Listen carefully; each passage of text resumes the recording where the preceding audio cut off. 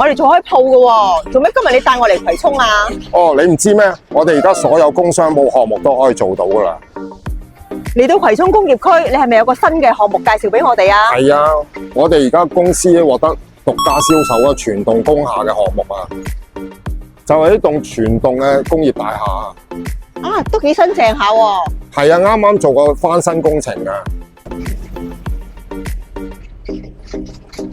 呢棟大廈面積有幾大咧？佢總共有11層高，面積約57000平方尺嘅。咦，咁樣而家係咪違記用緊㗎？係啊，佢嘅租約去到2027年嘅。咁如果我嚟投資嘅話，咪即刻可以收租咯？係啊，冇錯啊。咁呢棟大廈有咩優勢咧？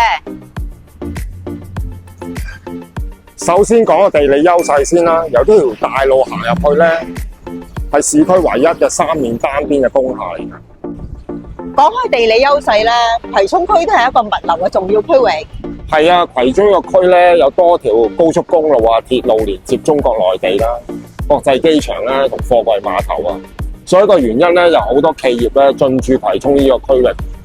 呢棟大廈嘅硬件係點樣㗎？呢棟大廈咧總共有6個泊車位同上落貨位，足夠大廈日常上落貨需要。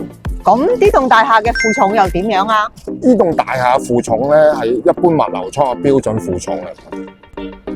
咦？呢度附近有棟酒店喺度喎。咁如果新買家買入呢個物業嘅話，可唔可以有第二啲用途咧？係啊，新買家可以申請活化改裝其他商業用途嘅。而家呢棟大廈要賣緊咩價錢咧？